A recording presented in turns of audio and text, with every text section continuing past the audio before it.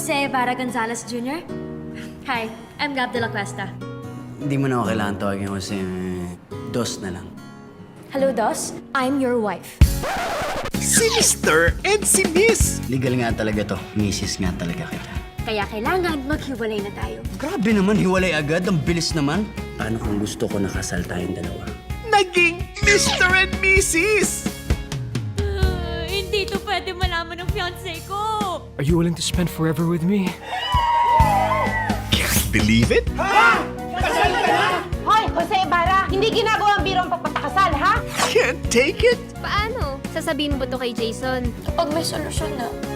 Kailangan lang natin patunayan sa korte ay kayong dalawa hindi talaga pwedeng magsama. Dos, ito yung mga grounds para sa annulment natin. Unbearable jealousy.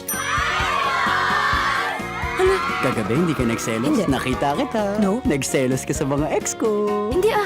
Gab, hindi mo kailangan magselos. Ikaw ang pinakamaganda sa kanilang lahat. Insanity. Bigla-bigla ka na lang natutulala. Bigla-bigla ka na lang nagagalit. Dos, ituguruto ko. Ano sa tingin mo? Alam mo ba ang pinakamalaking psychological problem? Pag-ibig. Can't stop it. Gusto ko lang sabihin na nandito pala yung misis ko. Kaso maghihiwalay na rin kami. Can't deny it anymore. Kailangan ko kasing gawin to. Ayoko na. Tignan mo nga itsura mo. Ang desperada mo. Minahal ka na ba?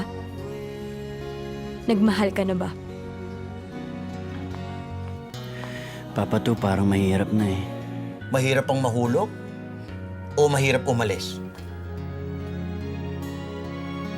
This summer, Star Cinema proudly presents the country's premier love team, Catherine Bernardo and Daniel Padilla. Sa totoo lang, nakakatakot magmahal. Pero nung nakilala kita, na-realize ko na mas nakakatakot pag pinili mong hindi magmahal.